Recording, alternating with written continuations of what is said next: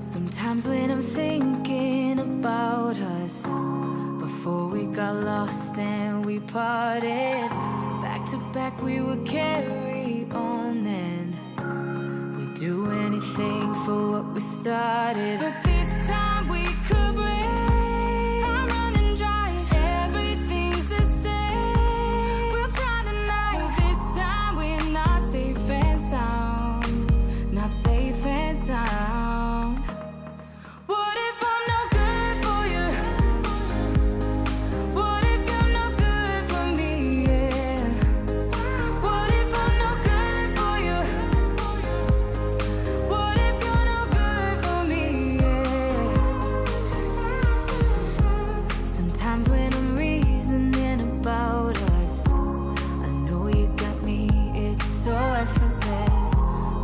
Back we would carry on and we'd do anything for what we started. But this time we could break. I'm running dry, everything's the same. We'll try tonight. This time we're not safe and sound, not safe and sound. What if I'm no good for you? What if you're no good for me? Yeah.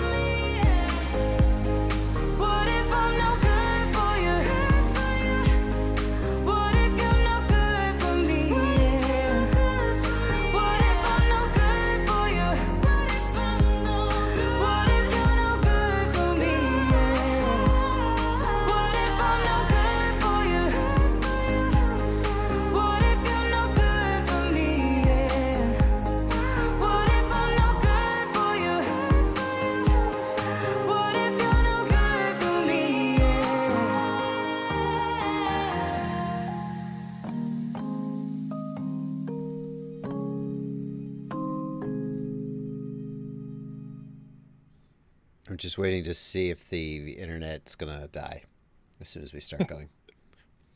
So far, so good. Yeah, I don't know if you guys were watching my stream yesterday, but Comcast is after 3+ years of essentially flawless service, I'm getting all my Comcast trouble all at once.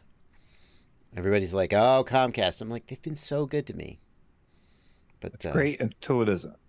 So. Yeah. We had a little, you and I had a little rant yesterday while we were recording the new product roundup about our internet trials and tribulations. But I hope that we get through this today. If we do get a little bit of a dropout, by the way, I have a guy from the guy from Comcast that came out and looked at my lines and said, "Well, your house looks pretty good. We think there's a problem up at the street." Well, he's coming out tomorrow. I was like, okay, the guy on the phone call can't help me. I'm just going to keep calling this local guy until I piss him off, and maybe he'll fix my internet. But yeah, for now, any of those guys with a truck's phone number you get, like that's always worked out well for me. I mean, I would like to say, look, buddy, I don't want to keep putting trouble tickets in and making your day miserable. Can I just can you just text me and be like, yeah, no, we're working on it. That's all I need. I just want to know that someone's working on it. Yeah. Anyway, talk to a real person. If we get any issues, we're going to try to get through the news today. Usually it resolves itself after a minute at most. In my experience, it drops out. So we hope you'll stick with us. And, if if you can't stick with us through the end, I mean, for all we know, it'll just get smoothly. Don't forget that Blunty's running the Joshua Bardwell Livestream Clips channel, where all of this stuff will be put up as clips later from my local recording, which will not have. So if it does drop out, we'll do our best. But yeah, if this goes on long enough, we're going to have a highlight set of clips of you just getting mad about your internet. I mean, I have that recording from yesterday's live stream. My local version, which is all of me, like all you saw was, and then the blah, blah, blah, and then it comes back and I'm just like, motherfucker. But all the cussing that I did while you weren't getting a feed is still recorded on my hard drive. All right. Welcome everybody to the FPV news. We're here to talk about the news in the world of FPV. And normally, Blunty, this is the part where I'd say, "Oh, we got a lot for you this week." I can't do it this week, can I? No, we can't even tease it a little bit. There's just not a lot going on. That's for sure. Well, there are a couple items. Don't go. There are a couple items that I think are really interesting, but we couldn't get enough details because no one would talk to us about them. That's very true. And so very true.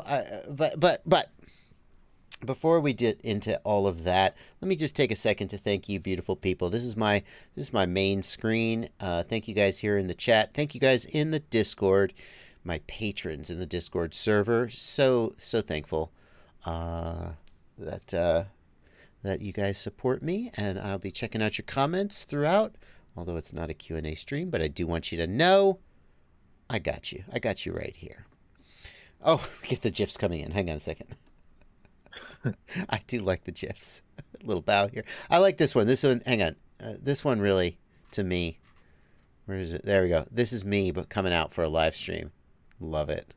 That is how I feel.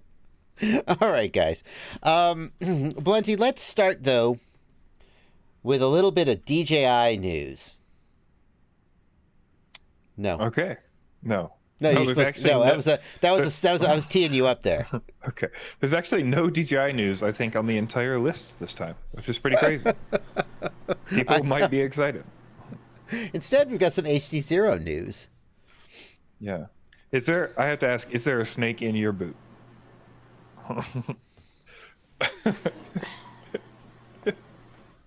Do you mean my flip-flop? Because that's what I'm wearing. Yeah. No, that's fair enough. I'm a flip-flop, man. You can't get a snake in your boot if you're not wearing boots. You can, however, get poison ivy all over your feet. I'm not going to hold that up and show it to you, but I don't give fucks today, Blunty. I really don't. I shot this tutorial video, this build video, and it's almost better now. But I had just got into some poison ivy, and I had poison ivy all over my hand. And I'm watching the video, and it looks like I have been getting into something that isn't poison ivy, and then just picking at my hand. I'm like, this is not a good look for me. People are gonna wonder. It's poison ivy. Okay, HDZero. Let's stick to the topic. Oh, yes, it's very, very strict. Let's stay to the topic. All right. HDZero actually has 2 new vRXs out this week. 2 new vRXs. Mm-hmm. And let's take a look at them. First one is the Event vRX. We've heard about this before, and now we've got pictures and video from Mr. Ryan Quillett. What the F am I looking at here? That's the inside. I don't want to see the inside. I clicked the wrong link. There you go. That's what look at that. Oh my God, that looks like a real professional piece of equipment. Yeah, this is pretty cool. This is made for race directors or event directors to be able to get 4 channels, either analog or digital, and there's even an auto switching algorithm in there if you set all the channels up and stuff. Mm-hmm. So if it drops the digital, it'll detect the analog and all that stuff. And each of them can be put out over the AV or over the HDMI. Correct me if I'm wrong. Doesn't it do both AV and HDMI at the same time? Oh, that I'm not sure about. I thought it was both. Maybe I'm wrong. I know that it can do either analog or digital on both, but I'm not sure about how that. No, I think that's it. So it has both an analog and a digital receiver for each of these 4 channels. So the idea is that at a race, you could have some pilots who are analog, some pilots who are HDZero, and you don't have to separate them into heats. The pilot sits down, he or she is in chair number 4. And if they're running analog, it just picks them up. If they're running HDZero, it just picks them up. And then I do believe it outputs the same signal on both analog and HDMI so that you can run it into your standard DVR or into an HDMI DVR or to an HDMI screen. I'm not 100% sure about that, but it just makes the race director's life totally seamless, I think is the goal. Yeah, yeah, and it's pretty cool that it also only needs 2 SMAs, so they've got the combination of SMA.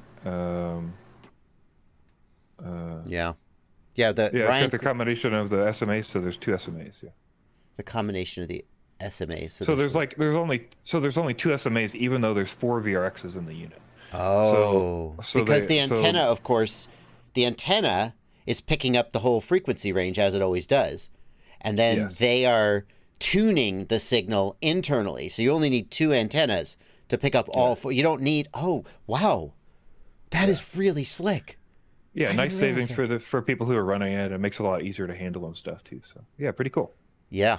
Ryan Quellet and Duck My Squee in the chat are confirming that both analog and digital inputs are sent to both analog and digital outputs at the same time. So you would essentially be getting a lower resolution version of the HDMI of the HDZero feed sent to your analog DVR. So as a race director, you don't need an HDMI DVR anymore. If all you want to do is just like record races and check that nobody missed a gate or anything. Yeah, That's huge. Pretty sweet stuff. That's huge. Because HDMI, like analog DVRs are not cheap, but they're in the hundreds of dollars range. And a system with 8 HDMI capture cards is in the thousands of dollars range. Yeah, well, I think you can do. There's like Ryan showed a 4-up in the video, or talked about a 4-up device, where you just plug the 4 HDMIs into one device, and then it does a 4-up display on one monitor for you into one input. Nice. So that's definitely a solution you could use as well. Nice. So. This is I think this is first of all, this is really cool, and it shows what makes HDZero stand out so much that for people who look at HDZero and say, well, the resolution isn't quite as good as DJI, or the penetration isn't quite as good as DJI, they're missing, and those are, I think, true statements, milliwatt for milliwatt, whatever, however you want to slice it. But the big picture of what makes HDZero so cool as a community and as a company and a community member, this box really, like, this is such a great solution for racers. And what's so, I mean, like, how many of these are they going to sell, really? How many people are really going to use these? Probably not a ton. Yeah, this is more like hey, we saw a niche that needed filling to make our system better and easier to use and make everyone's lives easier, and they developed that system. I don't think this was definitely not developed as like hey, we need to make something to make a bunch of money, or even to break even on the development of it, most likely. And it's really, I mean, it's not like they're doing this out of altruism. I mean, I don't think they are. They're doing this because they know that this is an area where they can convince people to use HDZero. If they make it easier for race directors to integrate HDZero into their races, more racers will choose HDZero. And that's fine. I love it when self-interest aligns with my interest, right? Yeah. As a racer, and the problem with DJI, for example, is that their interests, they have a lot of people whose interests they're thinking about, and I'm only like a tiny fraction of that. And I love it that HDZero is in this position and is doing these things. It's really, really cool. Yeah, very cool. Okay. So so we've got one VRX this week, and that was enough, but we actually ended up getting another HDZero VRX, something we talked about over a year ago at this point. Can I pause you there? Can I pause you there real quick? Mm-hmm. If I may. I don't want to get accused of interrupting you or shushing you by the chat. Breakflight has a question that I think is worth addressing. Breakflight says, how come my HDZero VRX has 4 antenna, but this one only needs 2 antenna and it serves 4 channels? There's 2 things going on there, Breakflight, and since it's a light news day, I'll take a second to answer your question. The first is that you could always serve any number of receivers. Well, probably not any number. You could always serve multiple receivers off a single set of antennas. The antenna picks up the whole frequency range. The antenna is not tuned.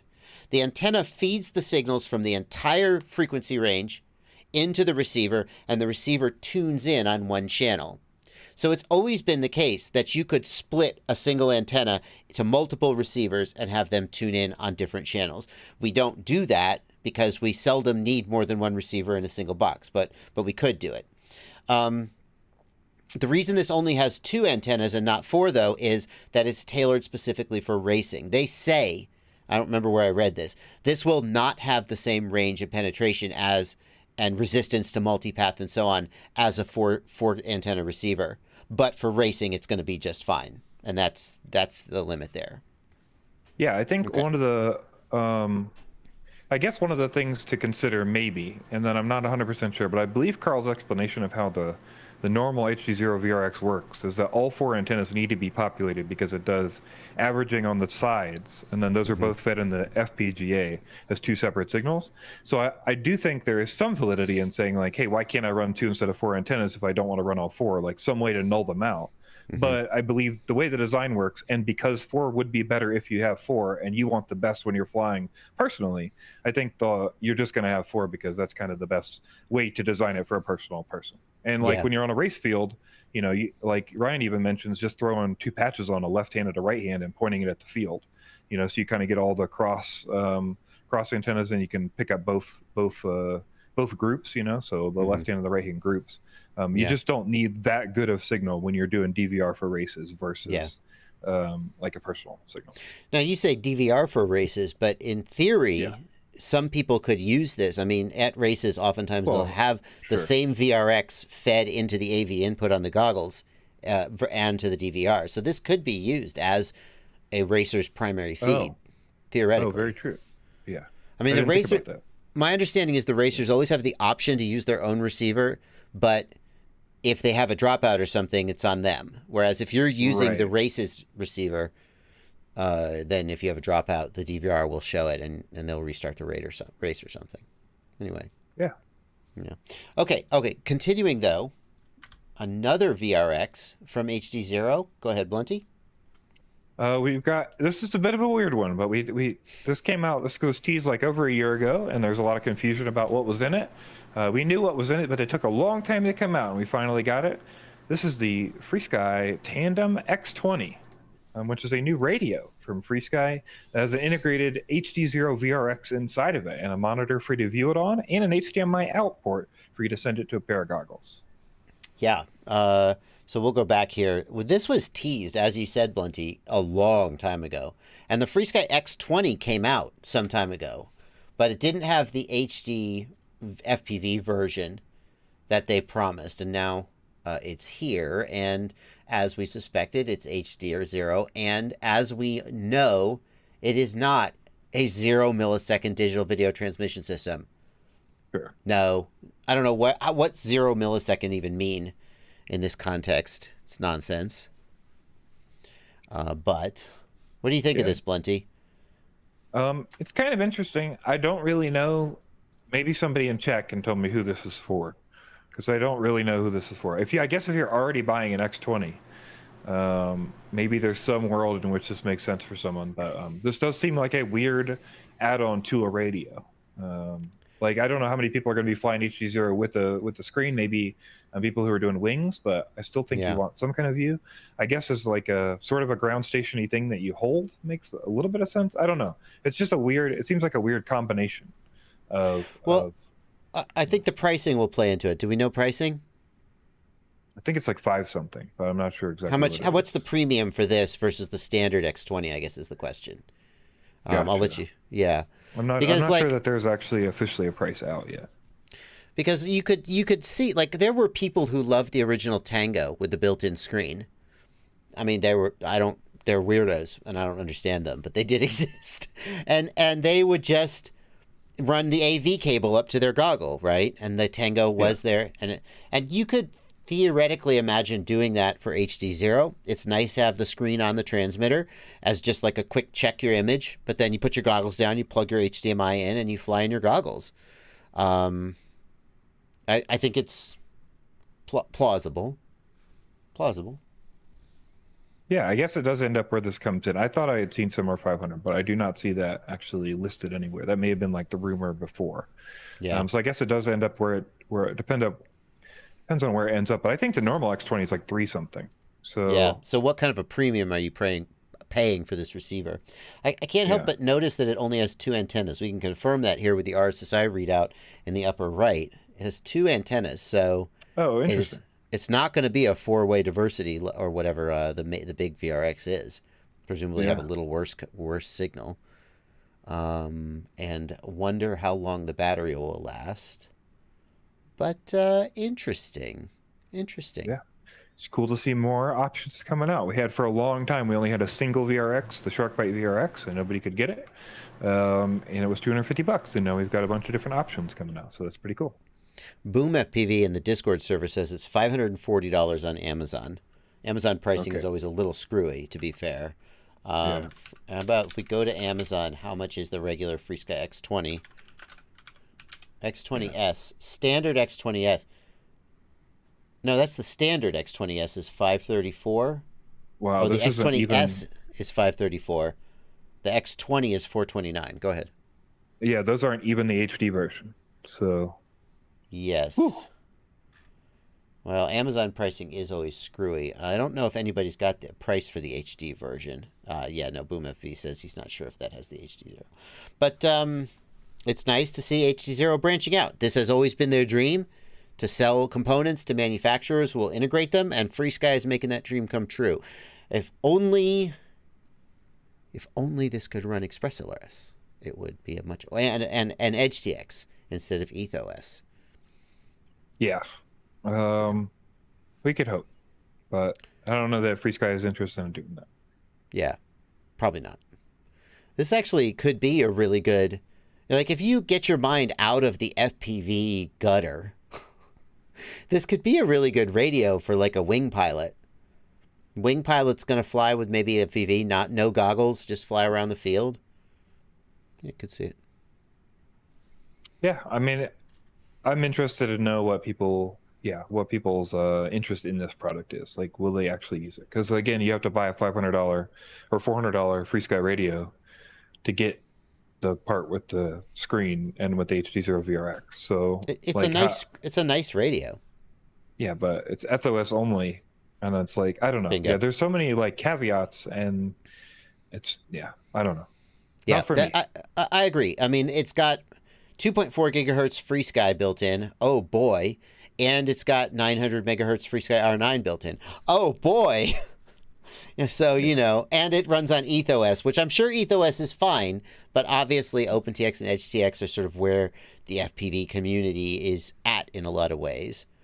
And I think you look at stuff like ExpressLRS and all the stuff they're doing. It's not just that EdgeTX and OpenTX are the operating system for the radio. It's all the features that they integrate from all this extra stuff that the community is working on. And it's just not accessible if you're not running OpenTX or HDX. So yeah, commercial VLOS use. Absolutely. There's a lot of commercial pilots who would prefer to not fly with goggles. Anyway, that's pretty cool.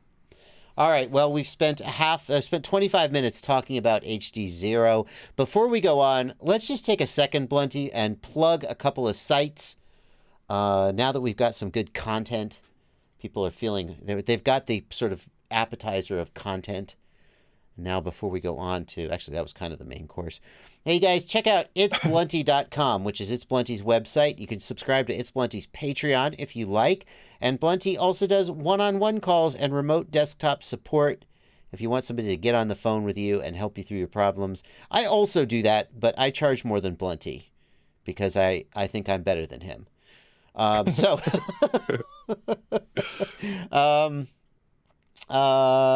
website, Also, fpvknowitall.com. Yes, Blunty, go ahead. Sorry. Oh, I was just going to say, also, if you just want to something I've done a lot lately, I've done probably 4 or 5 of these calls in the last 2 weeks.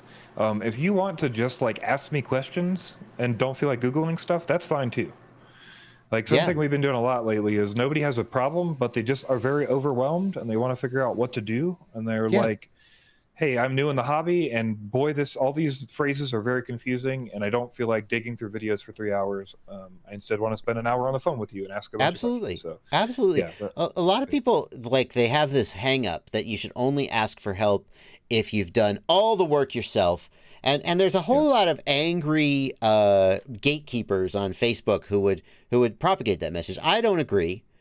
Obviously, if you have no money and lots of time, do all the work yourself. But if you have some money and just are like, just, you know what, screw it, just hold my hand.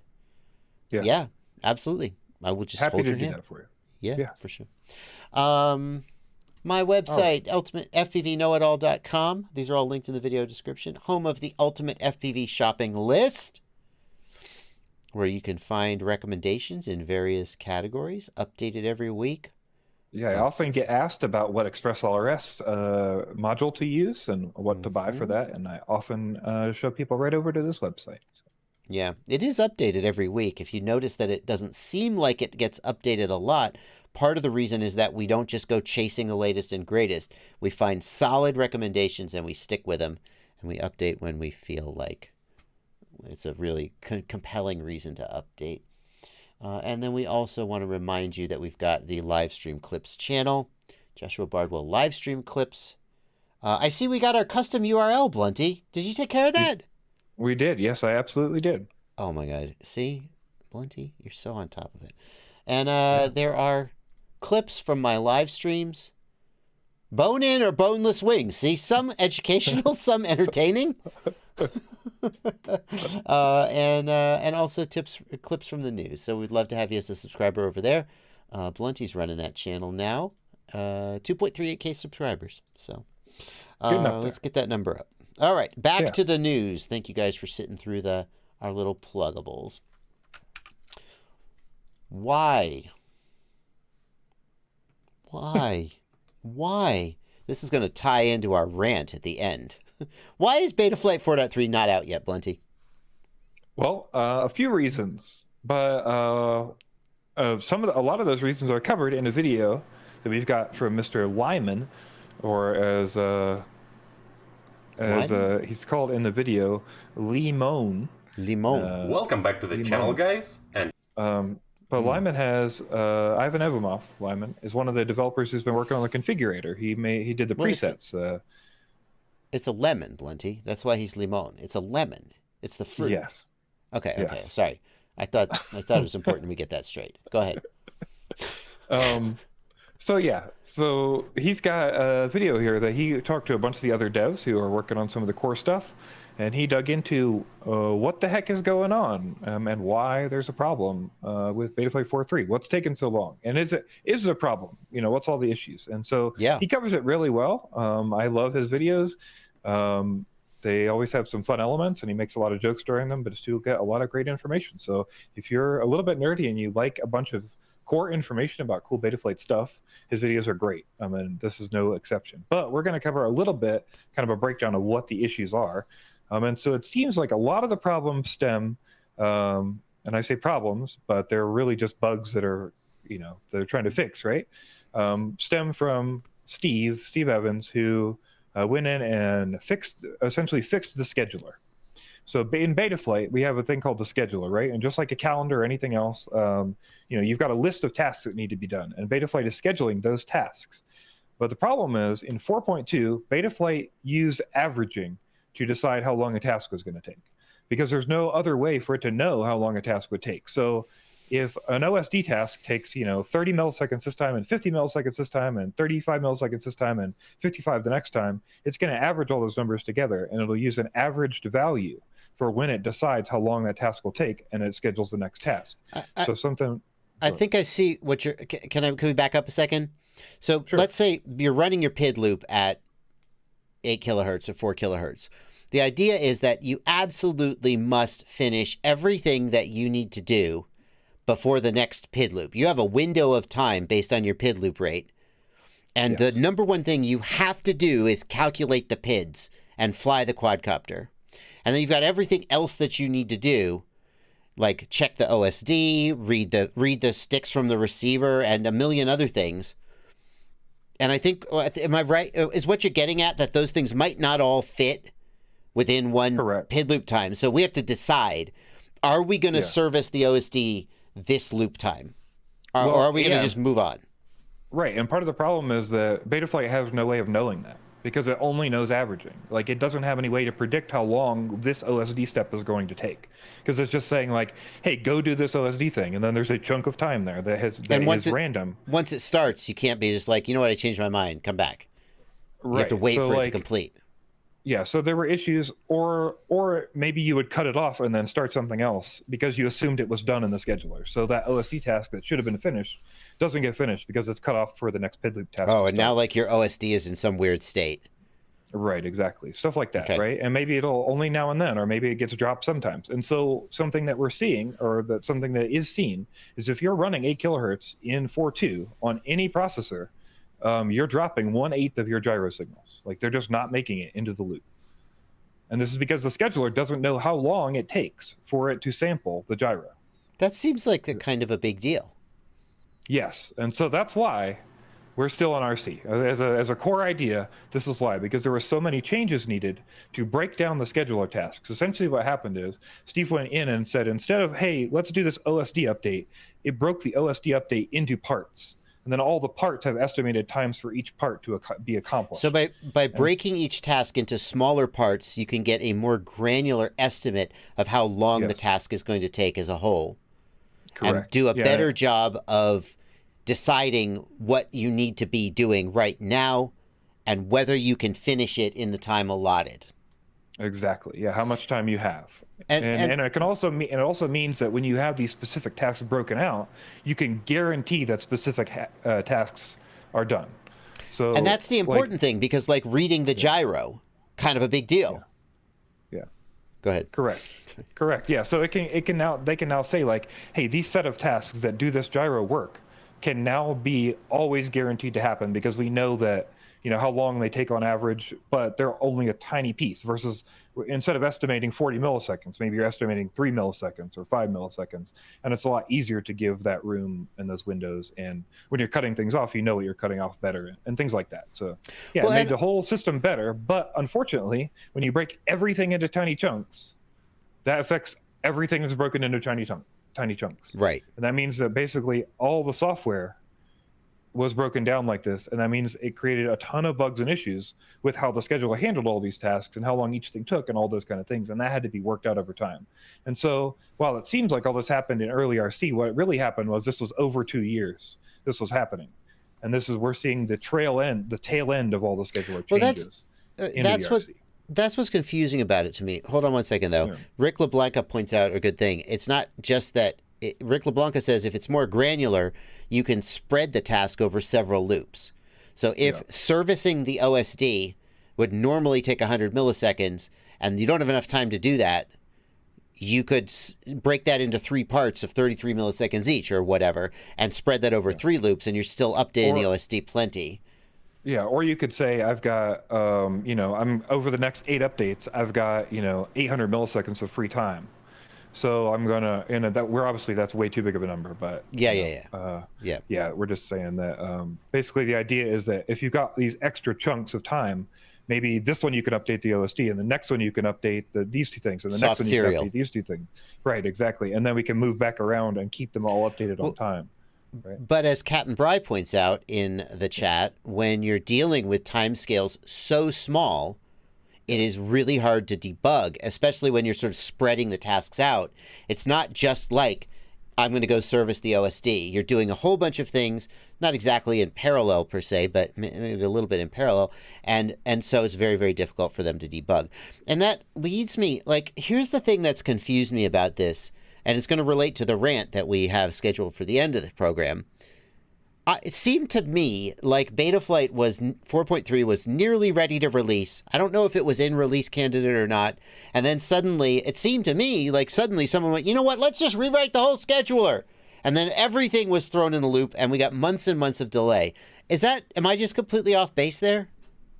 I think what happened is there were a bunch of things that were all scheduled to happen with changes to the scheduler and such, and some of those didn't get completed or totally fixed until during the RC.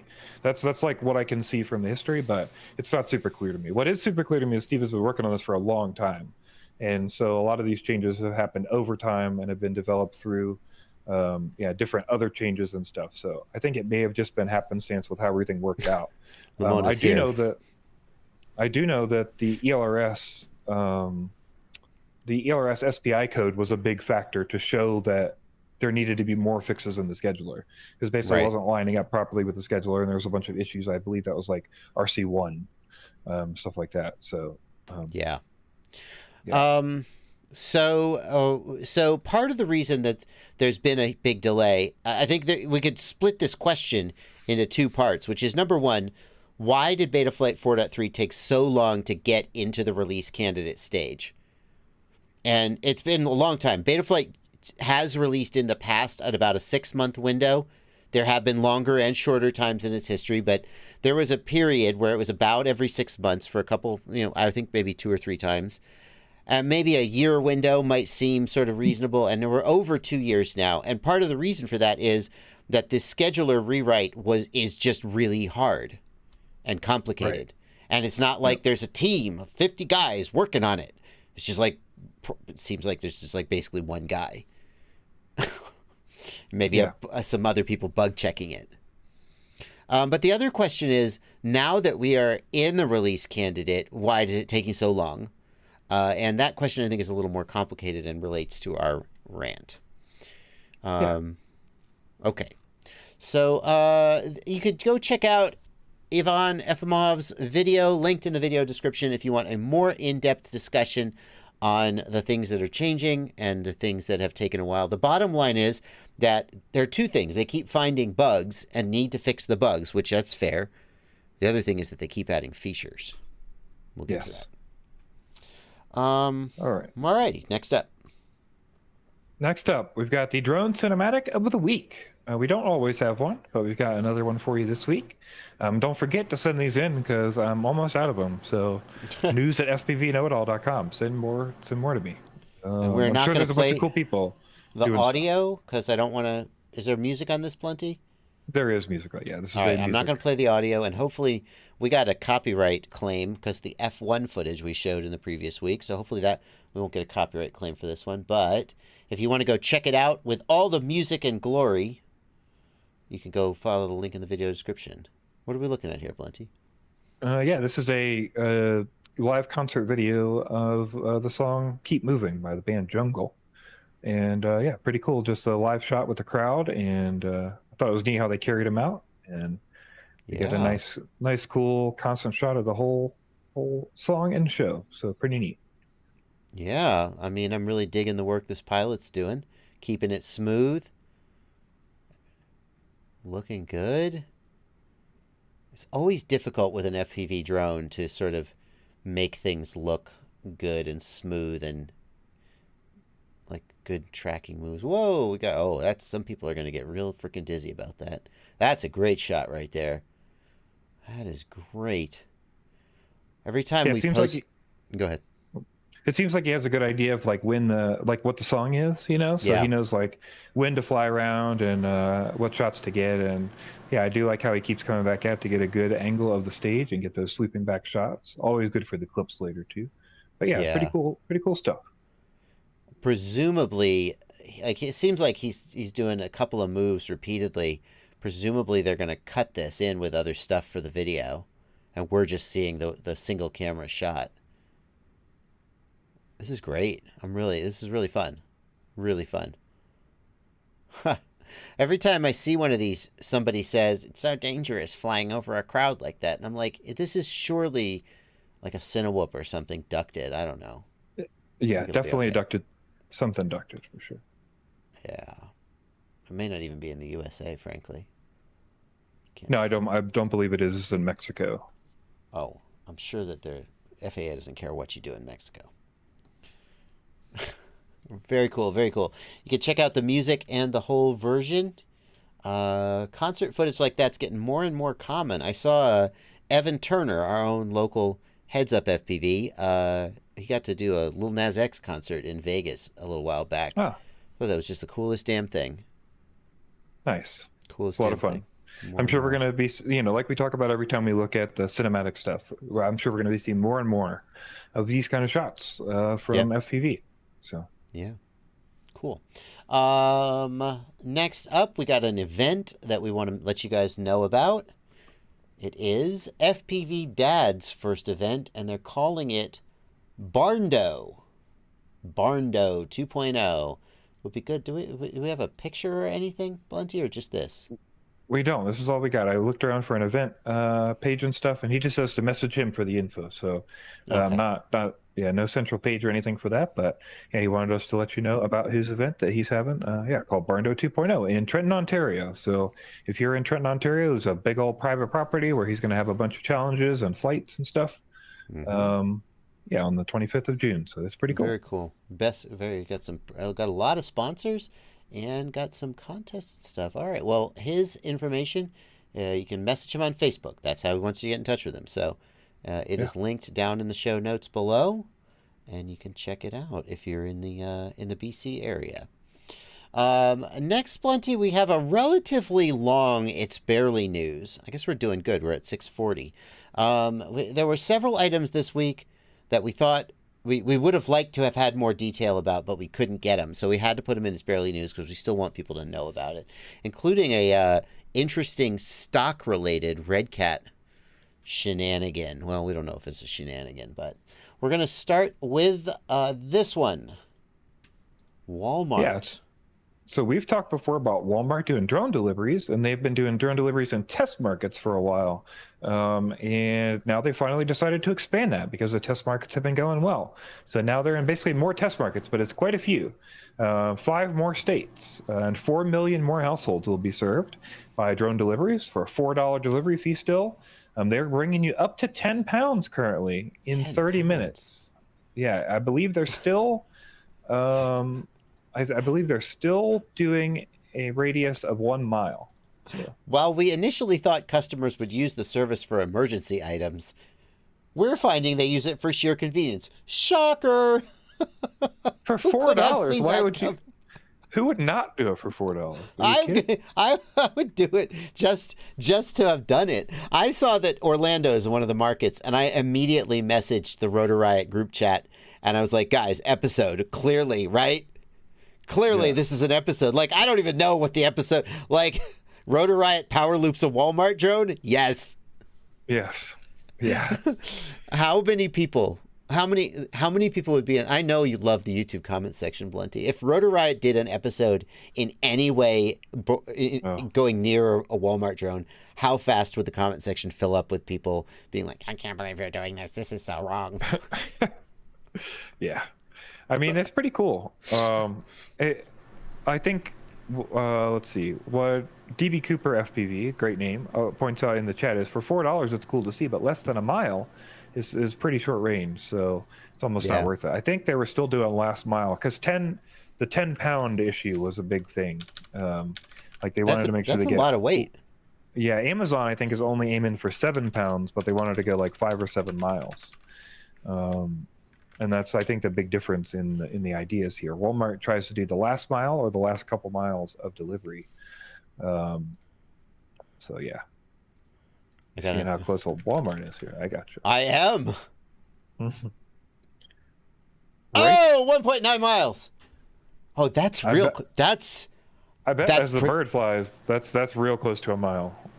Oh my God. Oh my God. Come on. This is, I think that's a big field. Hang on. Now, however, I'm pretty sure we're also, look, Orlando International Airport. Oops. Very true.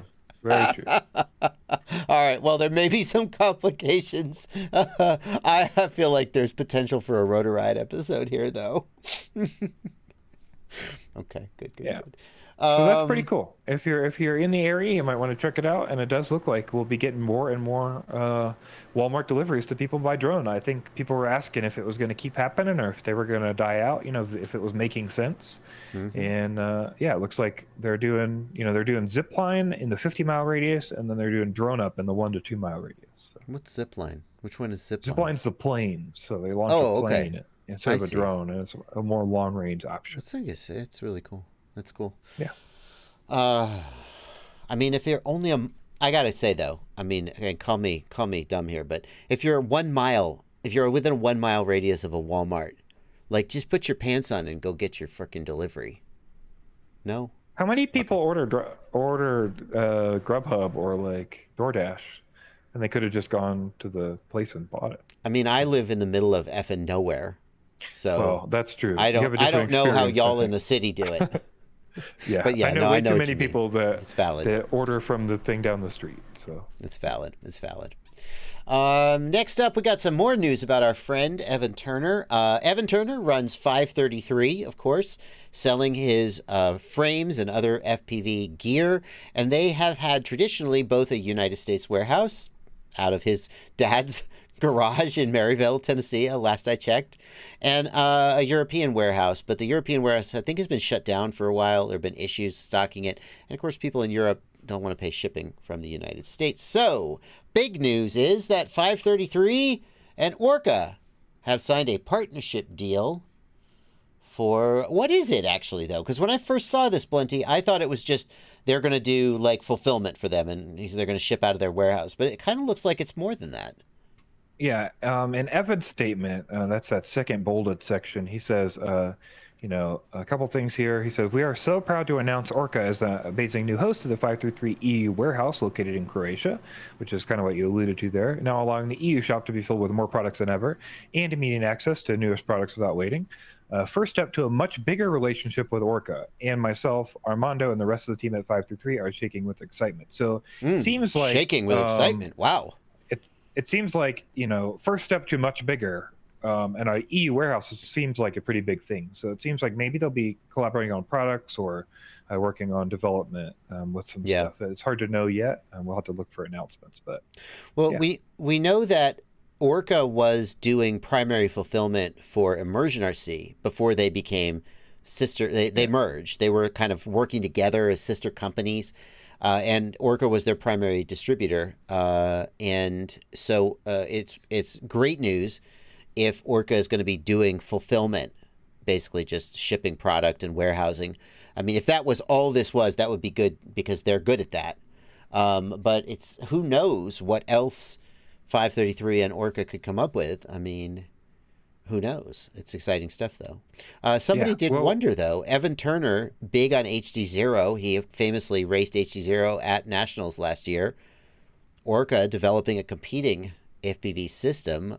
Does this indicate a change? We don't know, but yeah, as far as we know, they're not even totally done with their digital link yet. So it'll be interesting to see if how that works out and what they can do with variable versus fixed latency and where that ends up for racers. And a lot up in the air there. Also, we've seen that there's a 533 version of the Orqa goggle, which we saw before as well, which has a custom FOV meant for racers. So we already kind of saw a little bit of a partnership there going on. So it'll be interesting to see with this official partnership and their opening warehouse, and they've got that goggle together, where this all ends up and what happens. Yeah. Tim Barth asks, what's this mean for 533 and HDZero? I don't think you should read too much into it. I mean, like Rotor Riot, of course, owned by Redcat, which also owns Fat Shark. Rotor Riot still sells ready-to-fly drones and frames with DJI in them, sells HDZero stuff. There's if you are an HDZero user who likes the switchback frame, there's no reason to think that, you're boned. They can just keep making the frame. It may mean that, like, in the future, there is a product that might have been HDZero, but instead will be Orqa. But, at the end of the day, if, they can support multiple systems, there's no reason to imagine that they would be proprietary about it. Or maybe not that, we don't know. I mean, they could be, but... Okay. Next up. Oh, I forgot to change the... Hang on. I hate it when I do this. There we go. It's barely news. Now I got that right. Next up, what's next? A guy finds a drone under a waterfall in Hawaii. He's a vlogger on YouTube, and he was diving and found an FPV drone. He does various videos where he dives and finds cool stuff, and then they bring it up. And if there's somebody to track back to it, he'll let them try to find them so they can get their data back. Maybe like they have pictures on an iPhone or something. This time he found an FPV drone, and he knew enough to know exactly what an FPV drone was, and it had a working GoPro on it. Score and Hero 10, and so he still plugged in. Ouch. Yes, still plugged in. Racing Quad's battery. I recognize that battery. Yeah. So also broken arm into the water, which is it's a real bummer. That's impressive. Yeah. Maybe he hit the something broken arm and went into the water. Well, so what's so cool about this is because the Hero 10 is working. we got footage. We didn't quite get footage of the very end, but if you skip to about halfway through, yeah, they start looking through the footage. Look what we got here. This is new. They start tracking down the people and trying to figure out who it was. So here's the footage. Now the real question is the pilot any good? That's what we want. Let's go back to where the footage starts. All right, he's setting up his run. He seems like a very high rate kind of flyer. I'll say that. I think he needs a little more up tilt. I feel like he needs a little more up tilt. Personally, I'm seeing a little more ground than I would prefer, but that's just me. But I thought this was also pretty cool because, like, you know, they're not too big on FPV. They've seen a little bit of it, but they've also never been, you know, like up on this part of the falls. They've never seen video from this area. So it's pretty neat to see them, like, in their local area, seeing some new footage and trying to see what this guy saw before he finished. So they kind of... Great place to fly. Yeah, so they went through and dug through all this footage and tried to figure out who it was. They posted... they posted videos on various locations on Instagram and TikTok and stuff. Woo! And they were sorry, Blunty. And they were actually able to locate him, so they did find him. Oh, happy ending to the story! Look at that. What a cool place to fly. I mean, I could easily see how you would lose video by just going around like this rock. Now, boom, no video. I wonder do we know where the pilot was standing? I'm genuinely curious. Was he at the bottom? Was he at the top? I think he was at the bottom. Yeah, he's got. There is some video of him flying around himself, I think, at the beginning or the end. But interesting. Yeah, so cool. So pretty neat stuff. And I've also got a follow-up video there that he did with the pilot, where they sat down and they talked about the footage and stuff. All right. They gave him back his stuff. So pretty cool. Nice. Got his hero back. GoPro underwater for who knows how long. Still works. Go figure. That's really cool. We'll save the second video. People can go watch it in the show notes. And of course, we want to give all the credit here to Shanger Danger. Yeah, Shanger Danger. Shanger Danger. He actually had his channel hacked and got it back. So we were able to bring this to you today instead of a couple of weeks ago. But he was able to get it back. So, and the pilot was Thank You Rogers, who was linked in the description of the next video. And he goes over some of the stuff. So pretty cool to see. Get to see the crash, Blunty? It's a hero. So like basically it cuts off the last 5 seconds or whatever. Okay. Yeah. I don't know. So that's the last of it. Check those out. They're linked in the video description, and you can give a view or two of the pilot. Also, that was in Hawaii for anybody asking. Yeah. Stock shenanigans. The great thing about publicly traded companies is that all of the moves that they make are public. Sales of shares. I'm rolling. Hang on. Perfect timing. Hang on. Sit tight.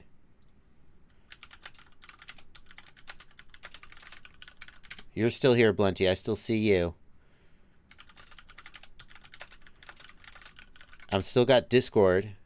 It's just the stream that has effed up. Give it a second. It'll probably ride out. Blunty, you're still here. I still see you moving. We're getting some drop frames. Oh, there we go. I can hear you. Yep, I could see you moving there, Blunty. We're going to come back. Don't worry. We're going to make it, folks. We're going to ride it out. Coming and going. It'll probably clear up. Oh, I'm going to stay. There it comes. I'm going to stay calm. I'm going to stay cool. Back. Yeah. We're not going to get mad like last time.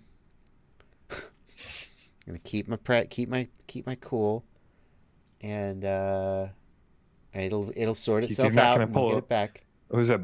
Bill O'Reilly? You're not going to pull a Bill O'Reilly? We'll do it live. We'll do it live. All right. It looks like I'm back down to 0% dropped frames. It looks like we're back again. Welcome to my life. Good timing. We were just at the end of that story. We're going to keep going. I was saying, Blunty, the great thing about publicly traded companies is that they are publicly traded. And that means that all the moves that the principals make with their stocks, we can find out about. Yes. But we don't actually always know why they're doing the things they're doing. And that is why this story is so perplexing. What do we got, Blunty? Yeah, so we've got a filing by Redcat. This is an S3 form. So this is basically a listing of shares of common stock that are up for resale by some of the people who are main shareholders, essentially. So there is more information here. There were some tables I saw in our Discord chat. Do we want to show those? Scroll down. Yeah, so on that page, you'll see each is numbered there. There's like 6, 7. Oh, okay, got it. Yeah. Where is this what we're looking for? Yes. Yeah. Uh-huh. Let's see if we can maybe zoom in on this a little bit. There we go. What are we looking at here, Blunty? Yeah, so we can see here a lot of the large players in the company, including Jeff Thompson, who's, I believe, the head of the company, the president. We've also got Greg French, who is the CEO of Fat Shark, or the president of Fat Shark. I'm not sure exactly titles. Alan Evans is also part of Fat Shark and part of Redcat. And a couple other names in here, as long as also other investors in the company, have all listed some of their stocks to be sold. So these aren't like guaranteed sales. These are shares that they are putting up for sale. And we can see here that Jeff Thompson, who holds 12 million shares, is putting up 6 million to be sold. Does it mean that they're offering them for sale, or are they simply notifying the SEC that they might sell them? I believe they haven't. Go ahead. I believe they're putting them up for, like, they basically, this is stating that these shares at any time after this time could be sold to someone, public or private. This is basically a, like, heads up. These are going to be sold possibly. Well, and it's like, because these are on the docket to be sold. When the owner of a company sells a bunch of shares, it can tank the share price. And so the idea is that they have to, like, notify the public and notify the SEC that they have the intent to maybe sell their shares, so then their share price can tank. But at least then they can't. They're losing money. They can't just sell the shares and tank the price and cash out. Is the theory? I believe so. I think also this has to do with partially insider trading stuff too. So if they know some information, they suddenly sold a bunch of shares, then maybe it would seem strange. So now they can at least say, hey, we may have information or may not. Like, we're putting out a perspective with what we know and what we can tell you, and here's what we're saying about the shares and stuff like that. This was also done on May 6th, which was before the Walksnail Fat Shark goggle announcement. So one of the things people are wondering is this related to the Walksnail, blah, blah, blah, blah, blah. This happened on May 6th. We only just now noticed it and are talking about it. By the way, I should say, I reached out. We were talking about this morning. Obviously, we were going to cover it on the news today. I emailed Jeff Thompson, Alan Evans, and Greg French and said, hey, do you guys have any comment on this? I have not heard back from any of them. Be that as it may, I just want to let people know that I tried to do, like, the responsible thing and ask for a comment. So now we can just, do whatever, I guess. It is weird, though, because, like, Jeff Thompson, this is like half of his shares. Greg French, this is like half of his shares.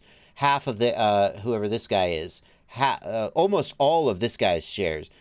I mean, this is a substantial, and it's leading people to ask, and I think it's a valid question. If you believe in the future of your company and you own 12 million shares, why would you even think about selling half of them? Sure. Yeah, I honestly can't tell you that. Something else we looked at, which I don't have linked in here, but, I dug back into the quarterlies to see, we talked about maybe this is like a cash injection, so people would sell shares personally and then they would loan back the cash to the company as a cash injection, something like that. But it does look like they have $7 million in liquid cash as of January 31st, 2022. So we know they got the $67 million, then they bought a bunch of people and they did a bunch of stuff with their money, and then they had operating costs and all that stuff. And it looked like all the end up with all the revenue and stuff ended up January 31st, 2022 was around $7 million in cash. So who knows how much it took to do this whole project and how much, Fat Shark took and how much all the other partners were involved and all that stuff. But obviously all we can do is speculate with what information we have. But that's, it's kind of what we know. I'm kind of shocked that they went through that $67 million from the NASDAQ uplist. I'm shocked that they've almost gone through, well, I guess they have about 10% of that left. Yeah, I think part of that was the Teal acquisition. We had a Fat Shark acquisition. We had, I'm trying to think of all the different acquisitions they did. I think Skypersonic was during that, maybe before that, but maybe during that. I'd have to look at the dates. But the stock ticker is RCAT, right? RCAT. Yes. RCAT.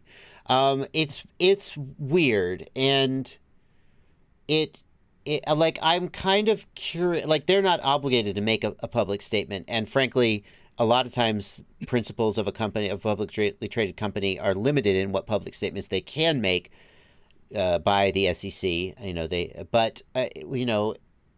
When you see the president of the company, the owner of the company, whatever Jeff Thompson officially is, Greg French, when you see them indicating that they have the intent to sell half their shares, one read is that they're trying to cash out and don't believe in the future of the company. I don't think that's true. I think that doesn't seem like their attitude. But then people will, then what is the truth? And if they're trying to, like, cash out and loan money back to the company because the company needs a cash injection, then say that. Yeah. And then we'll know. Sure. It'll be interesting to see how this plays out. Like we said, this isn't a guarantee of a sale. This is just them putting up some shares that they could.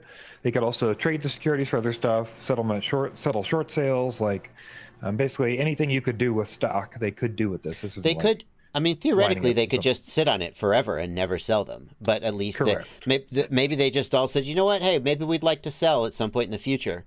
They said, we're going to make so much GD money from this walk snail release that we're going to want to, go take a little trip to the Bahamas. And they figure they're going to get a stock bump, and they want the option to sell and cash out on the bump. I don't know. It's a huge number of shares, though. Yeah. Well, it'll be interesting to keep an eye on this. The next thing we'll know for sure, I believe, is going to be basically July 1st, right? Because that'll be the next quarter for the fiscal. Yeah. So, it'll depend on when it comes out. But yeah, the next thing we'll see is the next quarterly report. So. Okay. If anybody out there actually, like, occasionally when we've talked about Redcat and stock, people have, like, emailed me privately and said, hey, I can't, go on record about this, but I'm a stockbroker, or I'm in the financial industry. I'm a banker. And here they've offered some perspective on it. And if you are one of those people and have any perspective on this, is this normal? Is this just a normal thing and we're just dummies and don't understand it? Or is this weird? If you have perspective to put some context on this, by all means. And if we hear from any of these people who actually want to make a statement, we will let you know. Also, I'll mention that there was an S8 filed as well. An S8 is for an employee benefit sharing plan, and that was a different set of shares. So people have said, is that the same thing? And maybe this was because they were setting up an employee benefit plan, but it seems like there were a different set of shares earmarked from a different group of people that were all done for that. So. Flying Dutchman notes that the shares being sold are 49% inside. We'd have to check that math. Yeah, I think we'd have to look at the common shares that are available in the market too, right? And see how all that works out. Oh, good point. Yeah. I think there's like 49 million common shares, so I don't know how that works out. Yeah. All right. Next up on It's Barely News, more drone law news. That's good news, Blunty? Is it good news? It's not good news. This is not good news so far. Hopefully this will get shot down, but we did want to let people know to keep an eye out for this. And if you are involved in any way in Wyoming drone stuff, you want to have this in your mind. So they are trying to add drones to a trespass law in Wyoming. I posted this on UAV Law News and Facebook just to see if anybody would bite or had any information. I didn't get any of that today. Hopefully somebody can let us know more about this. But essentially, they're trying to make it so that, similar to what we've seen in other places, flying a drone could possibly even be a felony by just flying a drone over an area, because they would consider it surveillance. And they're basically trying to say already that, the quote from Olson here, which is the House committee chairman, says that simply entering the airspace above someone else's land is a trespass. And with that's not even fully decided yet, but they're saying that as a fact, essentially. So we're saying that's a criminal trespass in the bill. Maybe that's a misdemeanor, and maybe your felony occurs when you do these other activities, including surveillance. What type of surveillance is it? So definitely some worrying stuff here, like even a misdemeanor for being in the air over someone, and then if you do anything to act as surveillance, it could be considered a felony. I'm just sputtering here, Blunty, because I don't understand how a state legislature can define entering airspace as trespass. Isn't that supposed to be the exclusive right of the federal government to regulate the airspace? I think this is an example of one of those laws that we're seeing early that will be fought a lot, and will go back and forth through the appeals courts and the things that typically happen, where I think most of the time we see these, the law gets passed improperly. So we get a law that should not be applied based on the way the FAA has instructed. Then we see them taken to an appeals court, and the appeals court does or doesn't win, and then that has to be appealed again or taken to some other higher court. So or the state passes it and no one challenges it, and it just goes through, and F you. Also true. Yeah. I mean, so we have also something to keep seen an eye out. Depressing. So hopefully anybody who can help with this knows about this and can get on top of this. Maybe can give us more information by email at news@fpvknowitall.com if there's some way people can help support fighting this, if there's some group of people that are against this. All right, well, let's do some good news about drones. Drones are helping map the Huon Pines, Tasmania's ancient giant trees. I apologize if I have said the name Huon wrong. I don't know how it's officially said. What do we got here, Blunty? So basically, they're trying to map these big old trees in Tasmania. So Tasmania's got all these trees, but there's also a lot of lightning strikes and forest fires and all kinds of things that happen out there. And there's an issue because a lot of times people can't track and see what's actually happening because they're just not documented. And it's like really difficult if you consider like tracking all this stuff. Like you've got to go catalog acres and acres and acres and acres of trees. Like they're trying to go see like what each tree is and how old they are and like all these kind of things. And so one of the things they figured out they can do here is they're putting drones up that go in and dive in through different spectrums. So typically you use like red, blue, green in a camera, right? So these are using near infrared imagery to you could see in the picture there, to get different reflections off of the different types of trees. And so they can figure out age and tree type based on these reflections and do better documentation of these forest areas. So they know what they're losing and what's around in those areas before they lose them. Pretty cool. Wow. Very cool. Finally some good news for drones. One more. We've got Skydio giving away its motion planning library. Skydio drones, things like auto follow and so forth. And I've heard people say that it's actually pretty freaking good. Obstacle avoidance and auto follow. So is that the library we're talking about here, Blunty? Yeah. So the library that powers their motion planner and their computer vision systems is available now as a program, or as a application system called SimForce. And it's essentially it's C++ with Python bindings, and it generates an optimized code for you, and then can run optimization problems based on that code. So yeah, it's just a library and set of tools that you can use if you need to do optimization with drones. So this is pretty neat. I'm interested to see how this will interact with different groups that have been doing this. We've seen that open racing team that's been trying to, we've talked about, that does the AI racers and stuff. And hopefully this will integrate well into some of the work that's already being done and can push that forward. Well, this is the kind of code that is very difficult to write on your own. Not that people haven't done it, but it's extremely complex and intensive to do all the sensor integration and planning and so forth. And so for someone like Skydio to just put their libraries out there and say, just do what you want, is a huge benefit to other people who can maybe benefit. They could use it directly or learn from the way that Skydio does it and improve their own code. So what do you think Skydio's motivation is here? Because, of course, this is a commercial advantage potentially to competitors. And I often think companies don't just do these things out of the goodness of their heart. What's in it for them? I'm not 100% sure. I would guess part of this is going to be based on like other people helping them learn stuff, but I'm not sure, because if you look at it, it's sort of like a thing you run on something. So I don't know that it's like direct code you're running. It's like you take code and optimize it with this sort of thing, or you take like ideas and optimize them with this. So I'm not totally sure exactly how this is going to help Skydio in the future, or if this is just some kind of nice gesture. Maybe they have a better system internally that they're using, and this is something, there you go, they're passing on to people. Well, it's a cool move either way. Before we get to the rant, we're going to just take a second and go through the super chats. I also want to acknowledge, thank you, Rogers, who has found out we were watching. That was his drone in the waterfall. I think that's the right account. How did you crash? Do you have DVR? Oh, yeah, it is. That's what I want to know. He must have heard we were talking about him. What made you crash? Tell the truth. Did you like hit something, or did you just go in the water? Did you lose video? How did you break the arm? Yes. Or do you know? Yeah. I want to see the DVR recording so we know what actually happened. Let's get these super chats as well. Philly Style FPV, thanks for a $5 super chat. Blunty, this one's for you. Thoughts on 90 to 100 hertz potential fat snail versus 120 DJI? Seems a bad call to go lower than DJI. I feel refresh rate is very important. What do you think? We're talking about the refresh rate of the goggles. Yeah, I don't think it's as important when you get up that high. I know, like, personally, when I've done comparisons, like, on my own systems, around 100 hertz is where I can't tell much difference going higher. Mm-hmm. Like, I'm sure there is some benefit through latency and other, like, subconscious things, like if I'm looking at a 144 or 165. But if I'm looking at 100 versus 144, just like as a default test, I can't really tell the difference.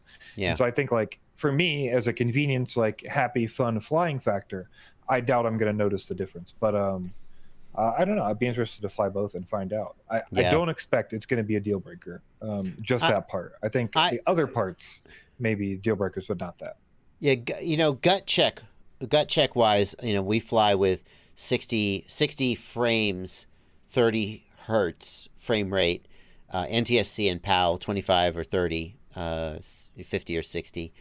And it's okay. No, you know, and we go to 120 FPS with DJI, and I have to tell you, like, if I go from a 30 FPS to a 60 FPS YouTube video, the minute the 60 FPS loads in, I'm like, oh, I can see how much smoother that is.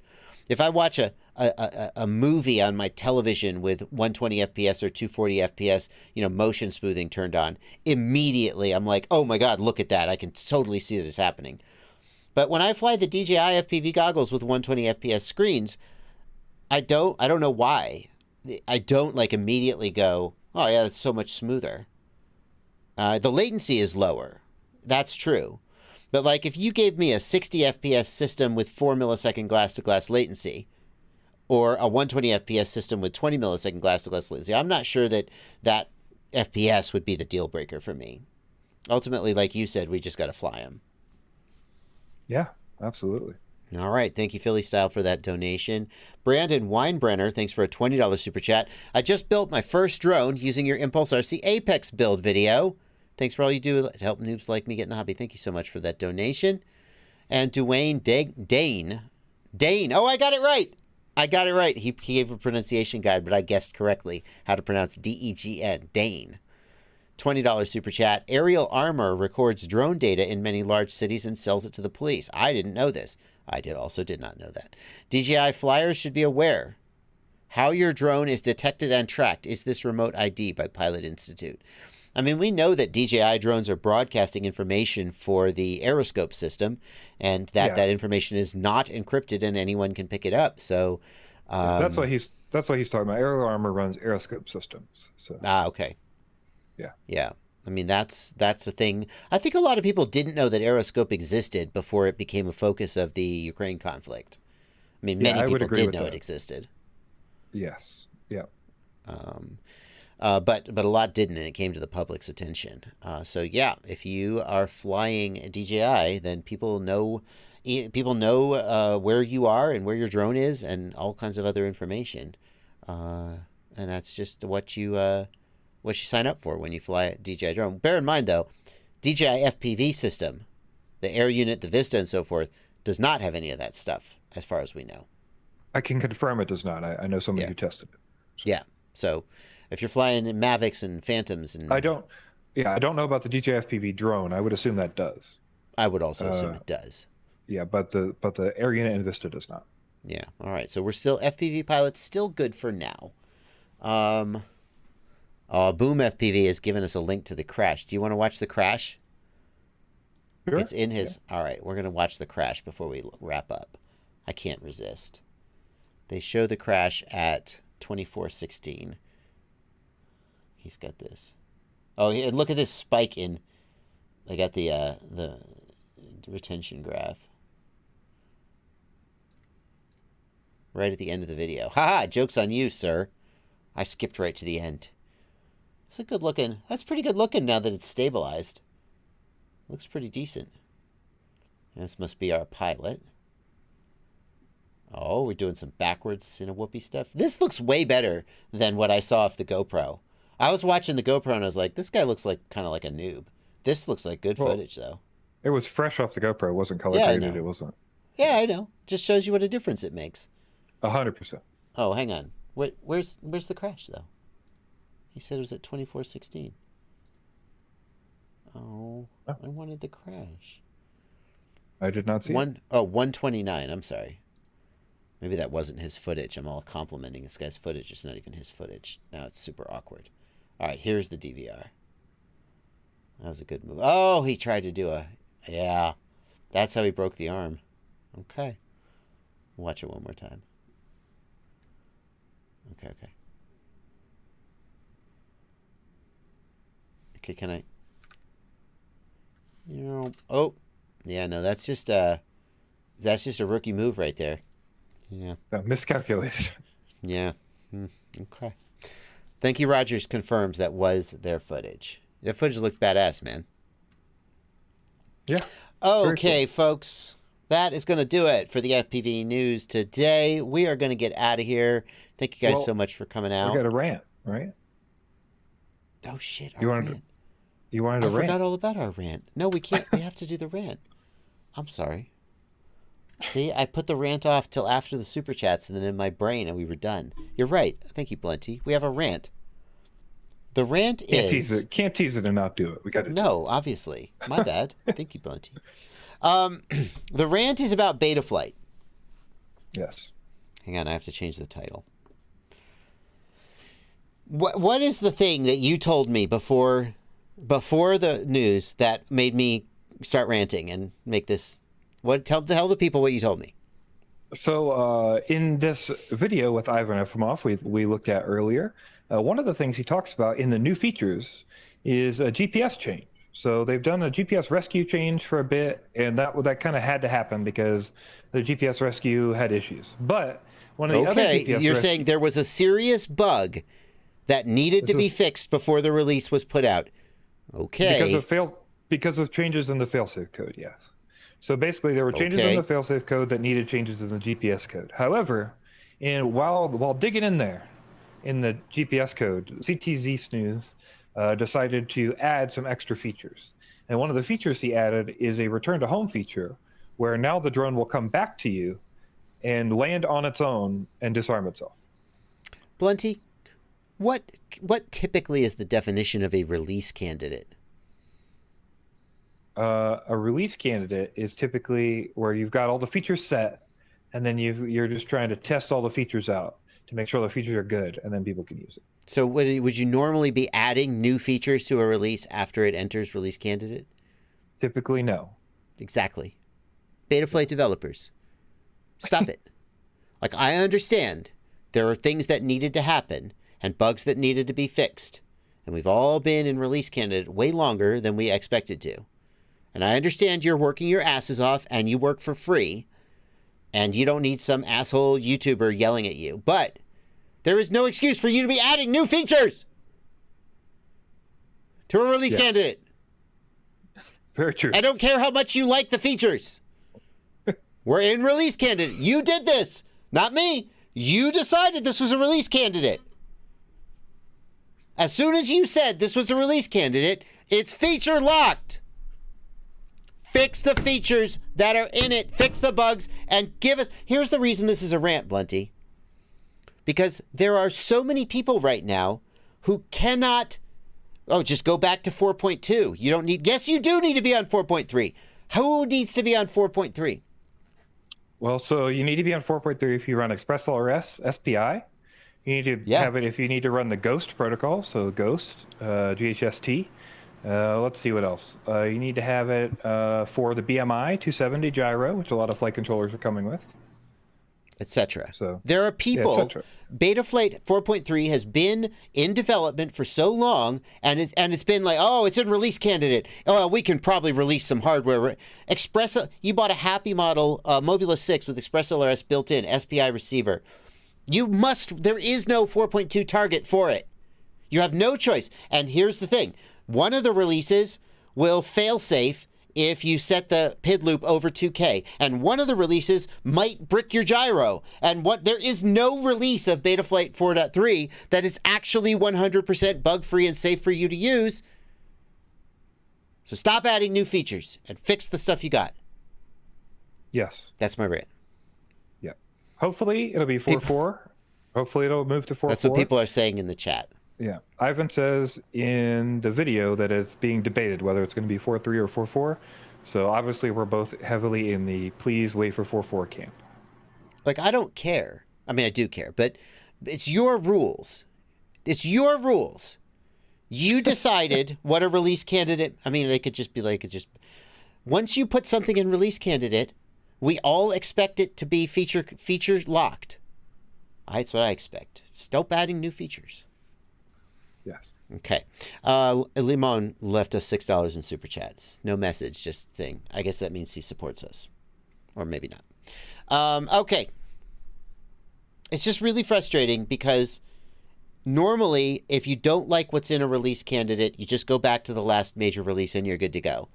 But there are many people out there who do not have that as an option. And that means that the devs, in as much as they're at all accountable to their users, which since they don't get paid by them, there's a limit to how accountable they can be. But in as much as they care about the user's experience, they have to get this done and stop dicking around. Okay. Yeah. That's it. Absolutely. All right. All righty, folks. Oh, he wanted to say something. What did Limon want to say?